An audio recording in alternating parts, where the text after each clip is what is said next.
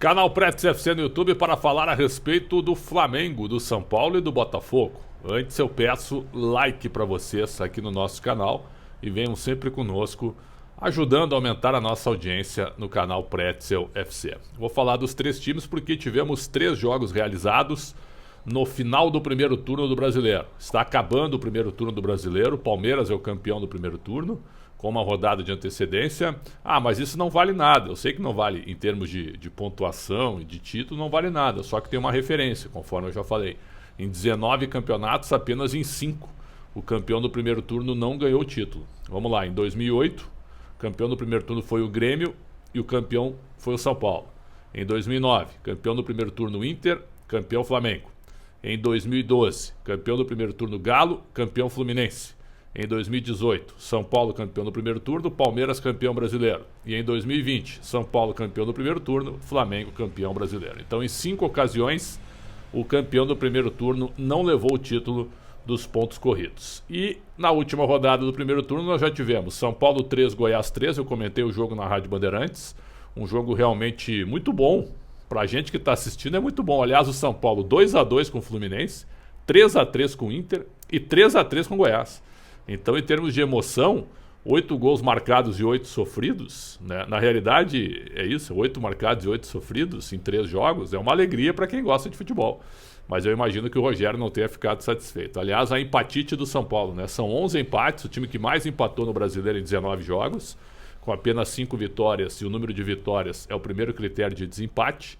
E nessa empatite foram 4 empates no Morumbi e 7 empates fora de casa. Isso atrapalhou mais uma vez. São Paulo saiu perdendo para o Goiás, aí virou o jogo, o Goiás empatou, São Paulo fez 3-2 e o Goiás empatou no fim com o Pedro Raul, que para mim foi o melhor jogador em campo.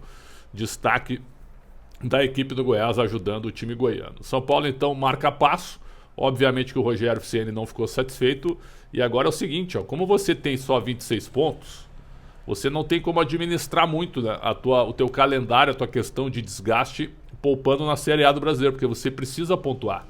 A Série A do Brasileiro, nesse momento que a gente está aqui, a diferença do São Paulo para o América, que é o primeiro na zona de abaixamento, é de 8 pontos.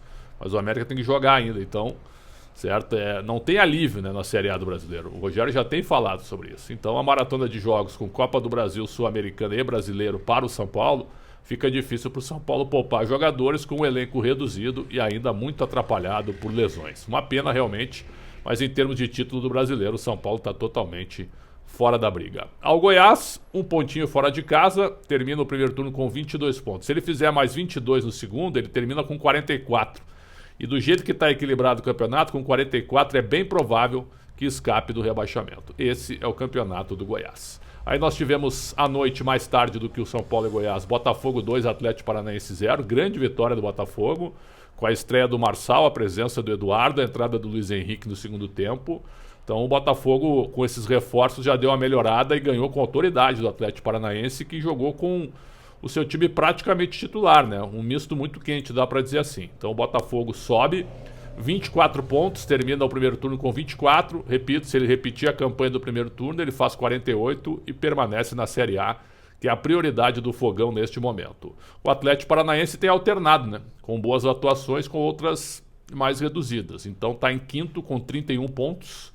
Então, se o Atlético repetir essa campanha, terminará o Brasileiro com 62 e vai ficar certamente no G6 com 62 pontos, sem dúvida nenhuma. Hoje ele é quinto, com 9 vitórias, 4 empates e 6 derrotas.